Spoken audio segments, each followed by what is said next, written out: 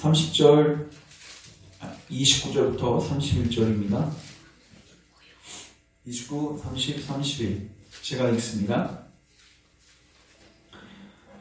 사도행전 8장 29, 30, 31 성령이 빌립더로 이르시되 이 수레로 가까이 나아가라 하시거늘 빌립이 달려가서 선지자 이사야의 글 읽는 것을 듣고 말하되 읽는 것을 깨닫느냐 대답하되 지도해 주는 사람이 없으니 어찌 깨달을 수 있느냐 하고 빌립을 청하여 수레에 올라 같이 앉으라 하니라. 아멘.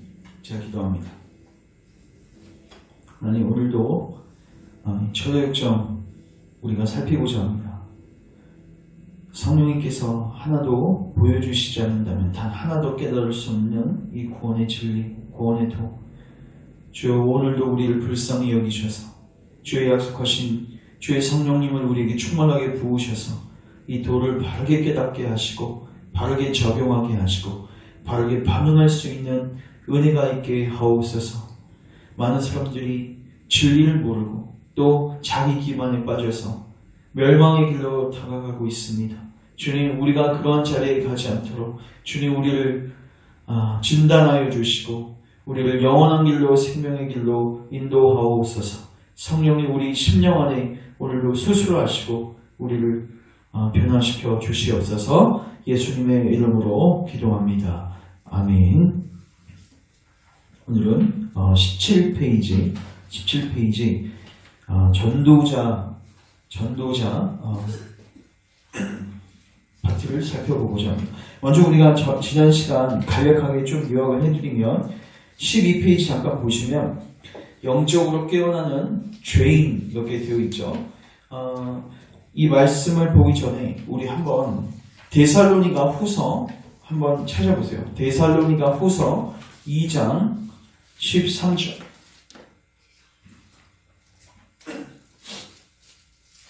데살로니가 후서 2장 13절. 우리 같이 한번 합독합니다. 시작. 주께서 사랑하시는 형제들아, 우리가 항상 너희에 관하여 마땅히 하나님께 감사할 것은 하나님이 처음부터 너희를 택하사 성령에 거룩하게 하심과 진리를 믿음으로 구원을 받게 하심이니. 아멘. 지금 사도 바울이 데살로니가 교회를 향해서 감사하고 있는데 감사하는 내용이 여기 보시면 세 가지로 나와 있습니다. 먼저 하나님이 너희를 뭐했다? 택하였다. 처음부터 너희를 택하였다. 그것 때문에 난 참으로 하나님께 감사한다. 그런데 중요한 거는 그들이 택한 바라는지를 어떻게 알 수가 있습니까? 여기서 보시면 하나님이 처음부터 너희를 모아서 택하사 성령에 거룩하게 하심 이렇게 되어 있죠. 하나님께서 택하신 자들을 하나님께서는 반드시 성령을 부어주셔서 그 영혼을 갱신시키시고 거듭나게 하시고 회개와 믿음으로 인도하시고 거룩하게 하시는 성령의 유효한 사역이 있습니다. 그러니까 이거를 통해서 사도 바울이 뭐라 한 거예요? 이 사람들이 하나님께서 택한 자녀들이구나. 그것 때문에 이제 감사하는 거죠. 더 나아가서 성령의 거룩하게 하심에 대한 최종적인 그 반응이 무엇인가 보면 진리를 믿음으로 구원받게 하심. 뭐를 믿게 돼요? 진리를 믿게 돼요. 특별히 그리스도를 믿게 하세요. 그러니까 우리가 구원받는 방식이 뭐냐면 처음은 하나님께서 선택하시는 거죠.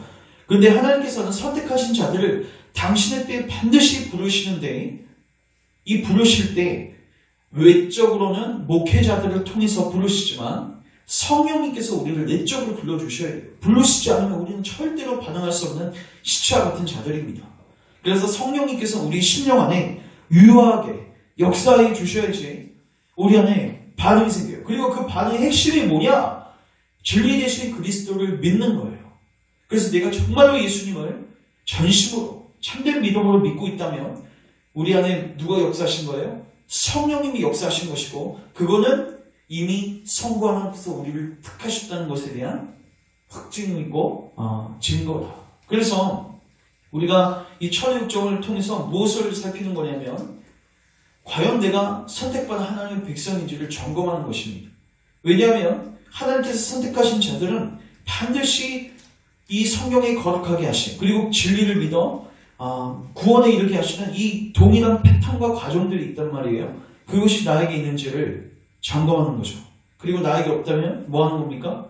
자꾸 구하고 성령님을 부어달라고 우리가 주님께 겸손함으로 나아가는 시간들이 이 시간이다. 그래서 여러분들이 이 철육점 단순히 옛날 이야기처럼 읽으시지 마시고 우리의 심령을 하나하나 살피십시오. 그리고 내 안에 이런 은혜의 증거들이 있는가 살피시고 있으면 감사하시고 이 은혜를 더 부어달라고 기도하시면 되고, 만약에 없다면 또 기도하십시오. 하나님, 우리를 불쌍히 여기시고 나를 불쌍히 여기시고 이 은혜가 우리 안에, 우리 심령 안에 가득 찰 수 있도록, 그리고 여러분들의 가족과 또 교회 섬기는 교회 식구들을 놓고도 우리가 기도하는 시간들을 가졌으면 좋겠습니다. 먼저 하나님께서 택하신 자들을 반드시 이 부르시게 되는데, 이 처음에 부르실 때 쓰는 도구가 뭐냐면 율법입니다. 우리가 저번 시간에 이 영적으로 깨어나는 죄인에 대해서 살폈는데, 우리 12페이지 네 번째 줄 한번 보시면, 네 번째 줄 뒤에 보시면 손에 책 하나를 들고 있었고 이렇게 되어 있죠. 이 책이 무슨 책이죠? 성경책입니다. 특별히 이 사람이 읽고 있는 부분은요, 하나님의 율법입니다. 그래서 이 사람이 최종적으로 그 입술에서 나오는 고백이 무엇이었는가? 자, 거기 숫자 4번 써 있죠. 4번 바로 밑을 보면 내가 무엇을 해야 합니까? 결국 하나님께서 우리를 처음으로 끌고 가시는 자리는 죄를 깨닫게 하시는 거예요. 특별히 이 죄를 깨닫게 하실 때 하나님께서 반드시 뭐를 사용하시냐면 율법을 사용하십니다. 굉장히 중요해요. 자, 로마서 3장 한번 가보겠습니다. 로마서 3장.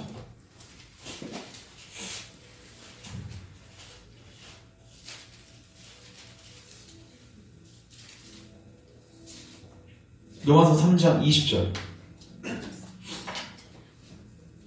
3장 20절 제가 읽습니다. 그러므로 율법의 행위로 그의 앞에 의롭다 하심을 얻을 육체가 없나니 율법으로는 죄를 깨달음이니라. 여기 보시면요, 행위긴 행위인데 무슨 행위예요? 율법의 행위죠. 그러니까 이 행위는 어떤 행위예요? 율법을 지키는 행위죠. 그 행위로는 구원받을 수 있다 없다? 없다. 그러면 그 율법은 왜 주어졌는가? 죄를 깨닫게 하기 위해서. 그래서 단순히 행위가 아니라 어떤 행위예요? 율법을 지키는 행위예요. 자, 그래서 여러분, 우리가 그리스도를 만나기 전에, 진정한 구원을 경험하기 전에 반드시 하나님께서는 어떤 경위를 통해서건 우리로 하여금 율법을 지키는 삶을 살게 만드십니다.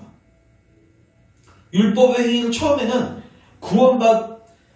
받으려고 노력하는 자리로 가게 하세요. 근데 하면 할수록 내 등 위에 죄의 짐이 지어지는 걸 경험하게 돼요. 그러니까 어떤 사람이 만약에 율법을 등한시하고 율법을 읽지 않고 율법을 지키고 있지 않다. 그러면 그 사람에게는요, 죄를 깨달을 수 있는 각성의 기회가 없는 것입니다, 지금.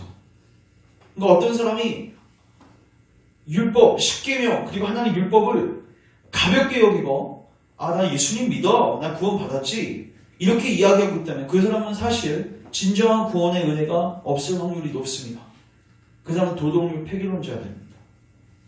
왜냐하면 그 사람은요, 그리스도를 믿는다고 하지만 정말로 그리스도가 필요한 사람은 아니에요. 왜냐하면 그리스도의 필요를 느끼려면 반드시 율법의 행위로 뭔가를 해보려고 해야 돼요. 했는데 나 안 되는구나. 그럼 어떻게 해야 됩니까? 그래서 지금 이 시대에 사실 교회에 많은 사람들이 심지어 20년, 30년을 다녔어도 십계명에 대한 설교도 듣지도 않고 또 심지어 그 율법대로 살아보려고 하는 노력조차도 하지 않는, 물론 그걸 지킨다고 해서 구원받는 건 아니지만 적어도 그러한 노력을 통해서 내가 뭐하는 거? 내가 지금 의의가 필요하고 하나님의 은혜가 필요하다는 걸 깨닫는 게 정말 절실하게 필요하단 말이에요. 근데 그런 것조차도 없는 사람들이 너무나도 많다는 거예요. 그러니까 1번부터 없는 사람들이 많다는 거죠. 그래서 여러분들 안에 이 죄로 인한 시험이 우리에게 있었는가? 율법을 지키고자 했는 삶이 있었는가? 그런데 되지 않아서 주님께 나아가서 내가 어떻게 해야 합니까? 이렇게 겸손하게 주께 물은 저희니까 우리를 살피고 우리 주변의 가족들을 보십시오. 그들 율법을 어떻게 헌신짝 체크하고 있는지 우리가 기도해야 합니다. 율법이 다시 기능할 수 있도록. 물론 율법은 구원으로 인도하지는 않습니다. 그리스도에게로 인도합니다. 그런데 반드시 필요합니다. 자, 그래서 이 사람은 이제 큰 각성을 경험하게 되고 가족들한테도 정신병자 취급을 받을 정도로 이제 이 증상이 심각해집니다. 그래서 이제 떠나야 되겠다. 내가 있는 이 죄된 자리를 떠나야겠다 하고 이제 머뭇머뭇거리고 있는 장면으로 이제 첫 번째 장면이 끝났습니다. 이제 두 번째 17페이지를 가보시면 전도자예요. 전도자 17페이지 보시면 전도자인데 자, 우리 첫 번째 줄 보십시오. 나는 그 남자가 이곳저곳을 바라보는 것을 보았는데 그는 마치 달려가고 싶어하는 것 같았다. 그러나 그는 여전히 뭐 했어요? 서 있었어요. 왜 서 있었을까요? 내 생각에 그는 어느 길로 가야 할지를 모르는 것 같았습니다. 그때 나는 전도자라는 사람이 그에게 다가와 무엇 때문에 우느냐고 묻는 것을 보았습니다.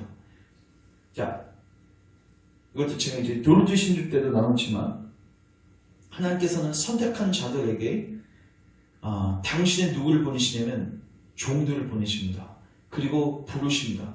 아까 부르는 주체는 누구죠? 성령 하나님이시죠. 근데 성령 하나님은요 반드시 말씀을 통해서 부르십니다.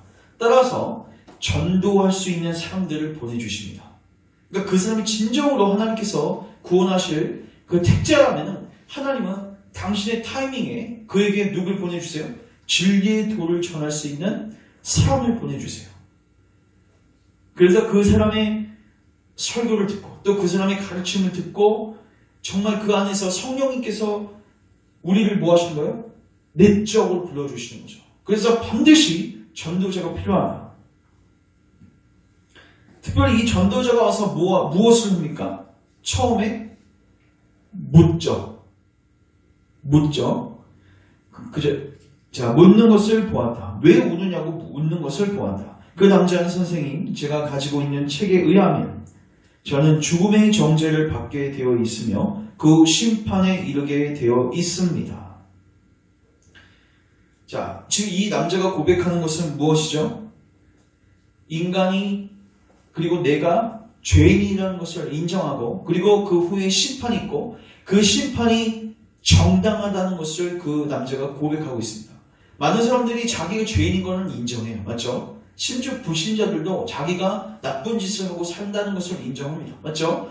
그런데 그 죄에 대해서 누군가가 심판하려고 할 때는 항상 변명을 하고 빠져나갈 구멍을 만들고 그리고 심지어 자기가 잘하고 있다라고 오히려 적반하장의 이야기를 하는 사람들을 많이 보게 돼요. 근데 진정한 은혜의 각성의 역사가 있는 사람들은 반드시 내가 잘못되었으며 하나님께서 나를 정죄하시고 나를 심판 가운데 넣으셔도 내가 아무 말 할 수 없는 그런 자리에 있는 지각이 그들에게 있는 거죠. 그래서 우리가 누가복음 23장 이거는 누가복음 23장 이거는 많이 봤으니까 10편 51편 보십시오. 우리가 주일 오후 성경 공부 시간에도 제가 다윗하고 사울을 비교했는데 다윗이 진정한 하나님 앞에서 회개를 하게 되는데 어떻게 회개하는지를 보십시오. 51편 3절 4절 같이 한번 읽겠습니다. 시작. 무릇 나는 내 죄가를 아오니 내 죄가 항상 내 앞에 있나이다. 내가 주께만 번제하여 주의 목전에 악을 행하여 싸우니 주께서 말씀하실 때 의로우시다 하고 주께서 심판하실 때 순전하리라 하리이다. 아멘. 여기서 보시면 내가 주께만 범죄하였습니다. 더 오시면 말씀하세요.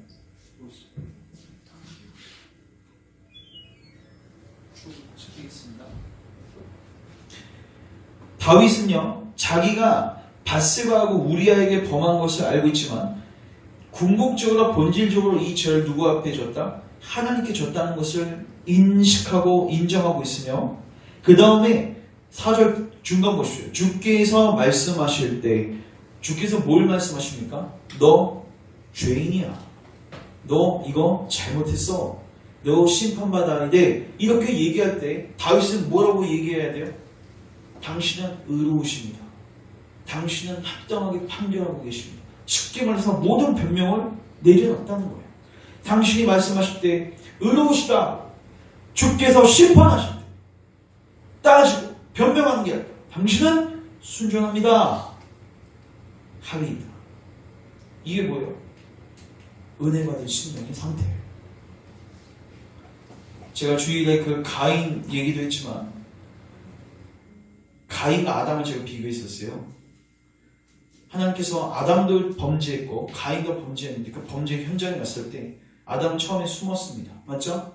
처음엔 빠져나갈 구멍을 만들었어요. 하와에게 핑계대고 또 하와는 뱀에게 핑계를 대고 근데 궁극적으로 뭐 그 문맥 속에서 나와 있지 않지만 그가 최종적으로 보였던 반응의 근거에서 봤을 때 그는 하나님께서 딱 평가하셨을 때 그리고 그에게 심판을 선고하셨을 때 입을 딱 다물고 수긍했습니다. 인정하고 받아들였습니다. 그리고 더 나아가서 창세기 3장 15절 하나님께서 아담에게 주신 그 놀라운 원복음을 여제후손을 통해서 뱀의 머리를 밟게 하시겠다는 이 하나님의 은혜 복음을 수납했습니다. 근데 가인은요, 여러분 창세기 한번 4장을 가보시면 계속 따져요.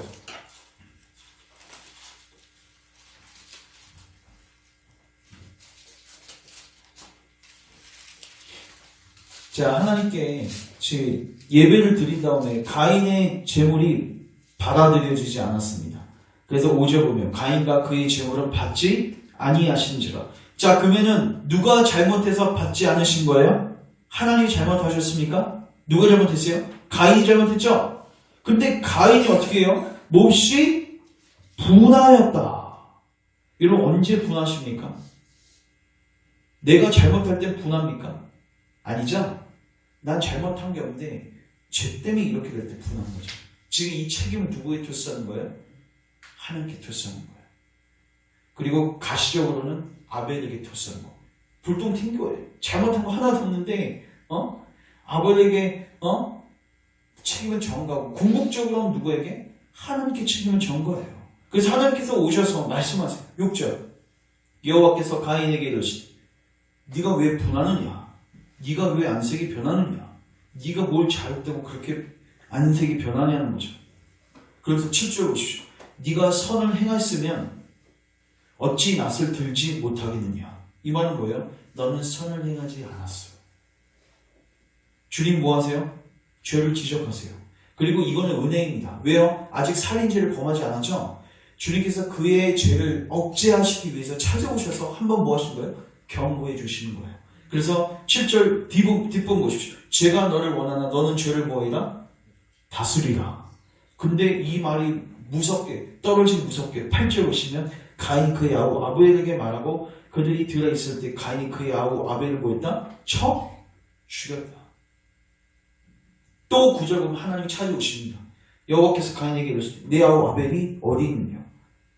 왜 물으실까요? 창세기 3장에서는 하나님 아담에게 아담아 내가 어디 있느냐 또 물으시죠. 왜 물으실까요? 왜 부르실까요? 그들이 죄된 자리에 있었던 것을 깨닫게 하기 위해서. 아담에게 왜 너 어디 있냐? 왜 물으신 거예요? 너 어디 숨어 있으면 안 되는데 너 왜 숨어 있어? 무슨 대답을 듣기 원하신 거예요? 주님, 당신이 먹지 말라는 그 금단의 열매를 먹어서 이렇게 비참한 자리에 빠졌습니다. 이 고백 듣기 위해서 주님 부르시고 그 질문을 하신 거예요. 왜 이걸 물으십니까? 가인에게. 주님, 제가 주님의 계명을 어겼습니다. 살인을 하였습니다. 근데 가인은 어떻게 합니까? 아벨이 어디 있느냐 물으니까 그가 이르되 내가 알지 못합니다. 그리고 심지어 내가 내 아우를 지키는 자입니까? 이게 뭡니까? 구원받지 못한 신령의 특징입니다. 하나님께서 죄를 지적하시고 죄를 우리에게 비춰주실 때 그거를 인정하지 않고 핑계대고 그리고 최종적으로는 하나님께 뭐 하는 거예요? 적반하지 않 내가 아우 아벨을 지키는 자이니까 겸손함이 없죠. 굉장히 교만하죠. 이 신령이 바로 은혜받지 못한 상태. 비교해 보십시오. 다윗의 신령. 그러니까 이 심령을 갖고 있는지 안 갖고 있는지 누가 확인하는 거예요? 전도자가 확인하는 거예요. 그러니까 전도자는 먼저 뭐 해야 되냐면 예수님 믿으세요 이거부터 시작하는 게 아니라 그 심령 안에 자신이 죄인인 것을 인정하는 이 영적 각성, 이 겸손함이 있는지를 뭐 하는 거예요? 물음으로써 확인하는 거예요. 물었는데 이 사람이 다윗처럼 내가 죽기만 보는 줄 알고 주께서 말씀하실 때 당신은 의로우십니다 할 수밖에 없습니다. 이 고백이 돼 있으면 뭐를 증거할 수 있어요? 은혜 복음을 증거할 수 있죠. 근데 아직 이런 심령이 없고 교만해가지고 주님을 대적한다. 그럼 이제 뭘 선포해야 돼? 더 율법을 더욱 선포해야 돼요. 그래서 그 심령이 깎아져야 돼요. 그래서 전도자가 할 역할은 뭐냐? 정확하게 진단하고 이 사람이 지금 어디에 있는가? 죄에 대한 각성이 있는가 없는가 이걸 살피고 그 다음에 그 영혼에 맞게 대처해야 된다. 그래서 전도자는 영혼의 의사인 것입니다. 자, 이제 다시 17페이지 돌아오시면 그 사람이 정확하게 고백하죠. 그런데 그 자기의 인식을 알고 있어요. 자기의 현 상태를, 현재 주소를 알고 있어요. 저는 죽음의 정죄를 받게 되어 있으며 그 심판에 이르게 되어 있습니다. 그런데 저는 기꺼이 죽을 수가 없으며 심판받기도 싫습니다. 그러자 전도자는 이 세상의 삶은 수많은 죄악을 동반하는데 왜 꺼리십니까? 이게 조금 번역이 조금 어려울 수 있는데 제가 새로운 번역으로 말씀드리면 이렇게 전도자가 얘기하는 거예요. 이 세상에 살면서 수많은 악을 볼 테이고 수많은 어려움들을 겪을 테인데 왜 꼭 살고 싶어 하십니까? 왜 죽지 않고 왜 살고 싶어 하십니까? 이 세상 보면 여러분 힘든 거 많죠. 고난들 많죠. 악도 많죠. 그럼 많은 사람들이 죽는 게 좋겠다 이렇게 하는데 지금 이 사람은 죽지 않고 싶어 하는 거예요. 왜 죽고 싶지 않습니까? 묻고 있는 거예요. 그 다음 제가 이렇게 대답합니다. 왜냐하면 저희 등에 있는 이 무거운 짐이 무덤보다 낮은 곳으로 나를 침몰시켜서 도벳, 그래서 도벳은요 예루살렘 근처의 쓰레기장인데 지옥을 상징합니다. 지옥 속으로 떨어지는 것이 두렵기 때문입니다. 하나님께서 구원의 길로 인도하실 때 이 사람은 반드시 자기가 죄인인 것을 깨닫게 되고 이 죄의 결과 심판을 받게 되고 그 결과 최종적으로 지옥에 가는 것을 뭐하게 된다? 인식하고 깨닫게 되고 그것으로 인해서 주님의 은혜를 찾고 구하는 자리에 가게 되어 있습니다. 그래서 선생님 저는 감옥에 가는 것도 견딜 수 없는데 심판에 이르는 것 그리고 이 심판을 받는 것 이거는 더더욱 견딜 수가 없는 것입니다. 이런 생각들이 저를 눈물 나게 합니다. 그래서 여러분 지옥의 공포를 모르면요 사실 그리스도를 믿는 게 굉장히 피상적일 수 있습니다. 여러분 예수님께서 지옥 설교를 굉장히 많이 하셨어요. 예수님께서 지옥 설교를 굉장히 많이 하셨어요. 괜히 겁주는 게 아니라 그 지옥에 실존하고 그리고 진짜로 많은 사람들이 지옥에 빠질 거를 주님은 알고 계셨기 때문에 지옥을 설교하셨고 그리고 심지어 신자들 안에서도 이 지옥 설교가 필요한데 그래야지 그리스도를 더 뭐예요? 꽉 붙들 수 있기 때문에 저는 내 영적 이 무감각 속에 빠졌을 때는 가끔씩 보는 게 있는데 유튜브에 임종 영상 같은 걸 봅니다. 그리고 묵상합니다. 지옥을 묵상합니다. 지옥에 들어가면은 영원토록 그 불못에서 나오고 싶어도 나오지 못하는 그 부자 나사로 비유를 생각해봐요. 내가 만약에 부자라면 내가 나사로가 아니라 내가 만약 부자라면 거기에 가서 하나님께 자비를 구하는데 그 자비가 거절되는 그 상황에 있다면 여러분 진짜 그게 뭐예요? 그게 암흑인 거죠. 여러분 사람은요 아무리 힘들어도요 소망이 있으면 살 수 있는데 아무리 좋아도 환경이 좋아도 소망이 없으면 더 나아질 소망이 없으면 인간은 살 수 없습니다. 소망이 필요한데 중요한 건 지옥은 그 소망이 없어요. 나올 수 있는 가능성이 제로라는 거죠. 그것을 여러분 묵상하셔야 돼요. 그리고 설교 전에 이거를 계속해서 주시시켜야 돼요. 그래야지 성도들이 교우들이 영혼들이 영적 무감각에 빠지지 않습니다. 그리고 다시 그래 맞아 우리 이 땅이 나그네 인생길이지 그 후에는 심판이 있지 우리 찾고 구해야 되지 주님의 은혜를 더 구해야 되지 그리고 우리 주변에 있는 가족들을 볼 때에도 저들이 저 길로 끝까지 계속 간다면 영원한 지옥에 가서 빠져가지고 멸망을 당할 텐데, 신자들 안에는 이 지옥에 대한 묵상과 이 지옥에 대한 끊임없는 고민들이 있을 수밖에 없어요. 그래서 결국 잘 보십시오. 이 신자들 안에서는 뭐를 찾고 싶어 하냐면 영생을 찾고 싶어 합니다. 자, 신자들은 그래서 궁극적으로 예수님께 나올 때 그 목적이 뭐냐면요, 돈이 절대 될 수 없습니다. 건강도 될 수 없고요, 관계도 될 수 없습니다. 반드시 생명과 영생을 얻기 위해서 주님께 뭐 하게 돼요? 나오게 돼요. 뭘 얻기 위해서? 생명과 영생을 얻기 위해서. 그러니까 예수님께 바른 목적으로 참된 구원의 길로 나올 수 있으려면 반드시 내가 지금 생명의 부재 상태에 있다는 것, 하나님과 관계에 문제가 있다는 것을 인식해야 돼요. 내가 지금 이 상태로 있으면 영원한 지옥에 가서, 지옥이 뭡니까? 영원한 생명이 박탈당하는 장소, 영원한 사망을 경험하는 장소가 지옥이에요. 거기서 불못에 영원토록 있게 되는 것을 인식한 사람만이 바른 목적을 가지고 구주께 나아가는 거예요. 요한복음 6장에 찾지 마시고 예수님께서 오병이의 기적을 베푸셨습니다. 회중이 딱 두 부류입니다. 한 부류는 예수님에게서 육적인 것을 추구하고자 예수님을 따랐던 사람들입니다. 육적인 것, 오늘날 보면 돈, 건강 이런 것 때문에 교회 나와서 예수님을 의지한다고요.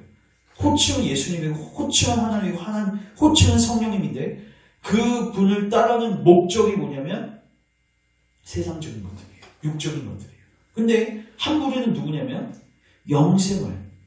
그래서 예수님께서 나중에 이 구원의 도를 선포하셨을 때 이 육적인 부류들은 다 어떻게 합니까? 다 떠나요. 누구만 남아요? 제자들만 남아요. 그리고 예수님이 제자들에게 묻죠.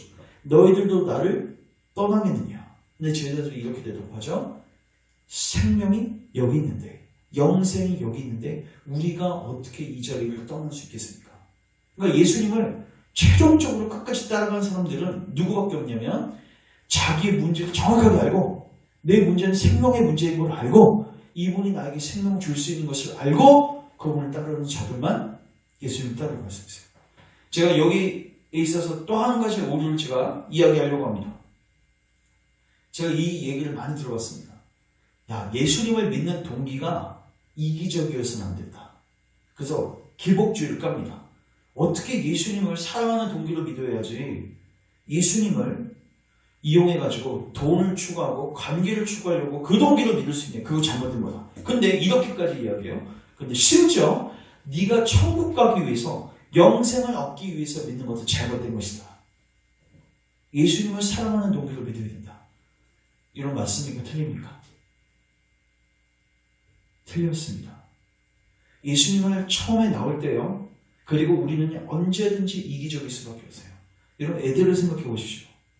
애들은 항상 부모에게 줄 수가 없는 존재입니다. 부모에게 뭐 할 수밖에 없는 존재예요? 받을 수밖에 없는 존재예요. 성경에 보면요. 예수님께서 누구를 받으시고 누구를 구원하십니까? 이기적인 동기로 나온 사람. 여러분 가난한 여인만 하더라도요. 여러분 예수님께서 그렇게 거절하셨으면 매너 있게 그냥 좀 빠져야지. 어떻게 해서든 그거를 먹으려고 개들도 부스러기를 먹나이다 하고 줄을 붙드는 거예요. 여러분 이거 이기적이에요? 아니면 이타적이에요? 여러분 뭐가 이기적이고 뭐가 이타적인 것입니까? 우리 많은 사람들이 그 사람 봤을 때 저거 개념 없네. 지가 주님께 주진 않을지언정 예수님께 뭘 빨아먹으려고 아주 빈대처럼 붙어가지고 그 사람은 우리가 욕을 할 수 있지만 중요한 거는 주님이 그 여인을 뭐라고 하십니까? 소자야 네 믿음이 크다. 그래서 여러분 놀랍게도 우리가 이기적으로 물론 이 이기적인 거는 돈하고 이런 거에서는 안 돼요. 이건 하나님 거절하시죠. 그러나 진정 하나님과의 관계 부모와 우리의 진정의 영적 부모 대신 하나님과의 관계 이 영적 생명 이거를 갈구하면서 하나님께 나아갈 때 이기적일 수밖에 없어요. 나아갈 때 놀랍게도 하나님 우리를 받아주시고 그리고 그때 누가 가장 큰 영광을 받으시냐면 하나님의 영광을 받으십니다. 왜요? 모든 것을 누가 하나님께서 친히 마련하셨기 때문에. 그래서 여러분들 안에 왜냐면 제가 이걸 우리 교회 안에서도 예전에 들었던 것 같아요. 이기적인 동기로 천국 가기 위해서 주님을 쫓는 거는 잘못된 것이다. 근데 여러분, 우리 안에서 순수하게 주님을 사랑하는 동기로 주님을 쫓을 수 있는 사람은 과연 한 명이라도 있을까요? 이 성경책에서 마태복음 읽어보십시오. 나는 구원받지 않아도 돼요. 난 천국 가지 않아도 돼요. 그건 나에게 별로 중요하지 않아요. 난 예수님이 사랑해서 주님을 쫓아요. 굉장히 좋아 보이죠? 여러분, 그게 가능할 거라고 생각하십니까? 그렇게 주님을 만난 사람이 마태복음에 있습니까?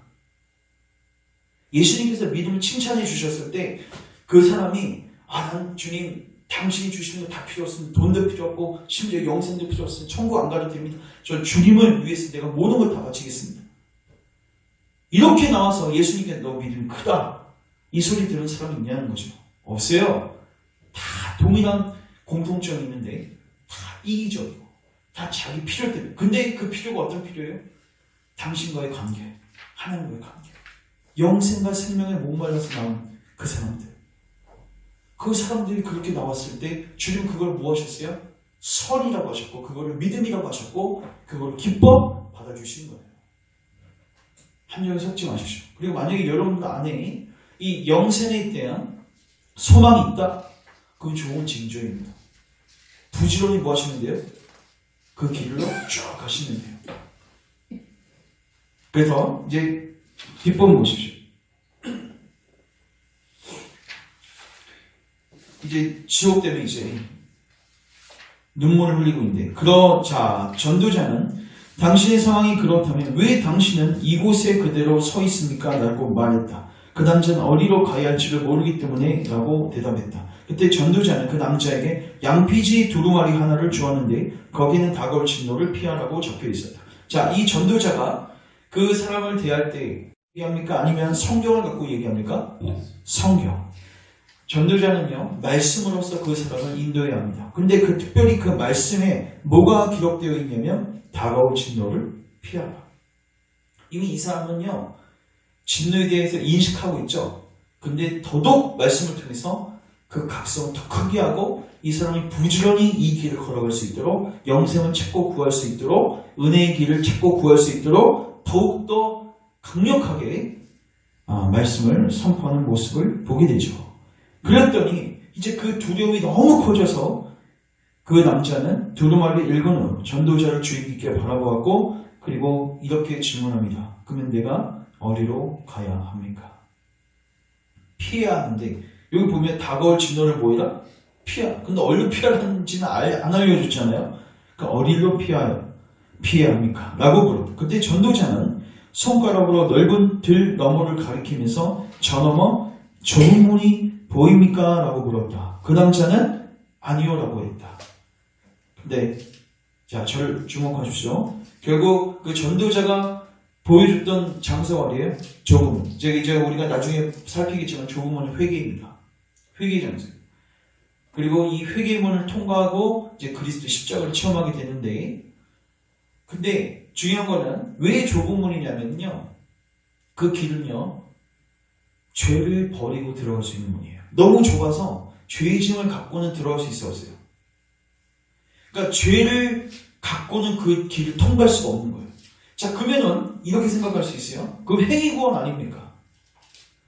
행위구원이 아닙니다. 자, 우리가 이제 다다음 시간에 이제 좀 살피겠지만 이 좁은 문으로 가다가 나중에 도둑마을에 또 도착해요. 도둑마을은 뭐냐면요, 야, 네가 이 죄짐을 쉽게 해결할 수 있는 방법을 제시하겠다. 내가. 그래서 율법을 열심히 지켜라. 그 이 죄짐이 주어질 것이다. 그 유혹에 빠지는 거예요. 그래서 많은 사람들이 이 회개로 가려고 하다가 어디로 빠져요? 율법주의로 빠져요.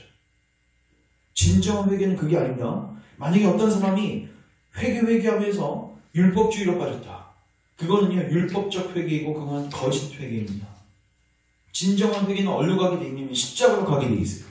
좁은 문으로 가게 돼 있는데, 그러면요, 그 좁은 문으로 들어가는 게 무엇인가 나중에 설명하겠지만 저는 이렇게 정의하고 싶습니다. 좁은 문을 들어가는 것은 죄를 완벽하게 버리는 건 아닙니다. 그러면 누구도 구원받지 못하죠. 맞죠? 그러나 마음으로부터 중심의 진실함으로 내가 이 죄를 버리고 싶습니다. 근데 내 힘으로 되지 않습니다. 주님 나를 도와주소서. 내가 이 자리를 떠나겠습니다. 그런데 주님 내 힘으로 안 됩니다. 주님 나를 도와주소서. 뭐가 있는 거예요? 마음의 중심. 마음 중심의 진실함으로써 이 고백을 하는 사람들.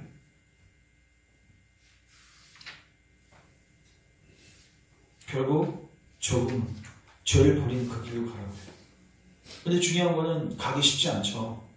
근데 중요한 건 조금의 끝에 뭐가 있다는 거 알고 있어요. 이 사람은요. 영생이 있다는 거 알고 있어요. 닭을 치면 피할 수 있는 길이 이 길이라는 거 알고 있어요. 그래서 그 사람은요. 부지런히 그 길을 뭐가 됩니까? 찾게 되어 있습니다. 이거 하나 찾습니다. 마태복음 7장. 이거 잘 많이 봤던 구절인데 7장 13, 14절.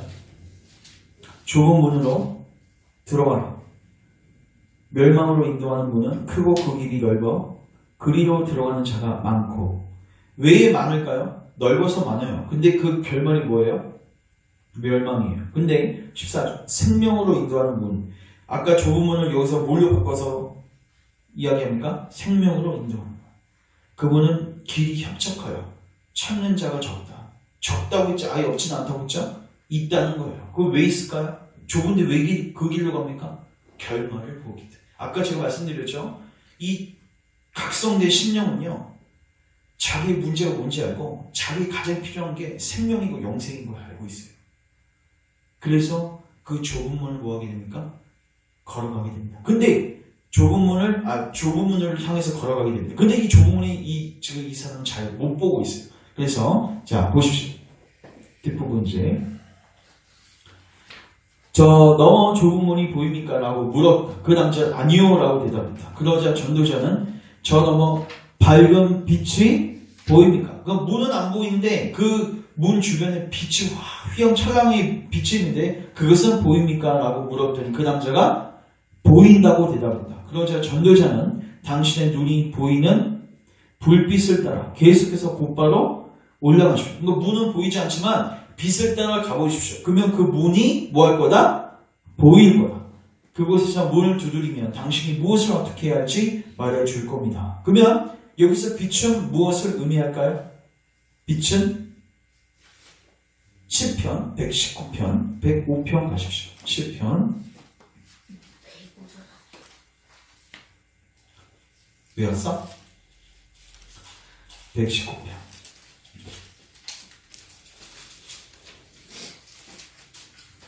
105절 같이 한번 읽겠습니다. 시작. 주의 말씀은 내 발의 등이요 내 길의 빛이니이다. 다시 한번. 주의 말씀은 내 발의 등이요 내 길의 빛이니이다. 아멘.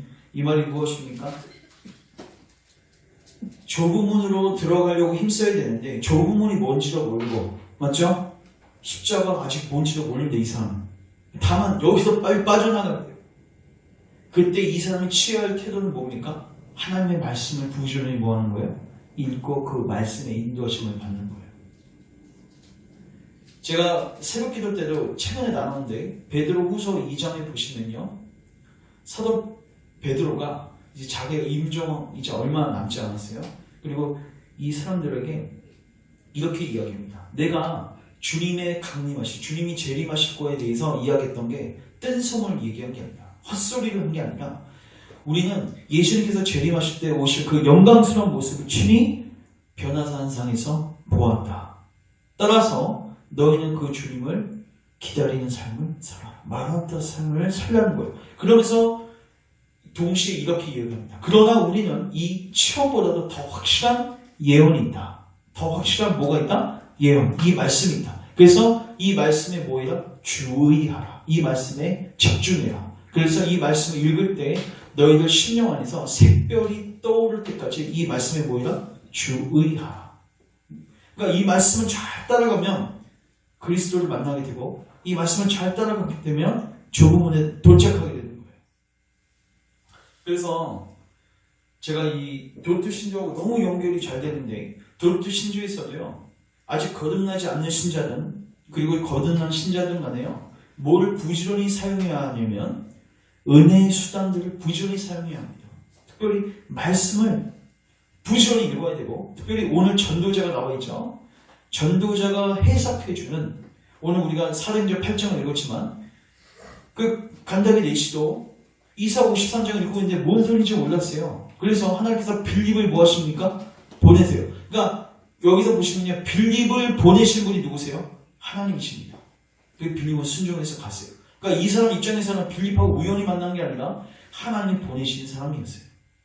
그리고 그 사람의 설교를 듣고 그 사람이 풀어준 그 해석을 듣고 주님을 믿고 세례를 받게 되죠.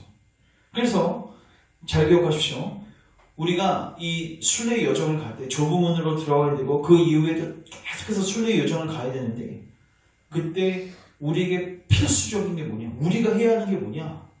말씀의 빛을 부지런히 따라가야 된다. 말씀을 읽어야 된다. 그리고 또 이 말씀을 해석해주는 주의 종들의 설교와 또 말씀을 부지런히 듣고 또 그 공예에 참여해서 은혜 수단들을 부지런히 사용해야 합니다.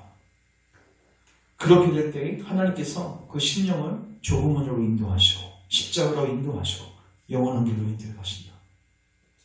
말씀을 정리하면 오늘날에 이 모든, 제가 지금 이 짧은 이 패러그래프 속에서 굉장히 다양한 교리를 얘기했습니다.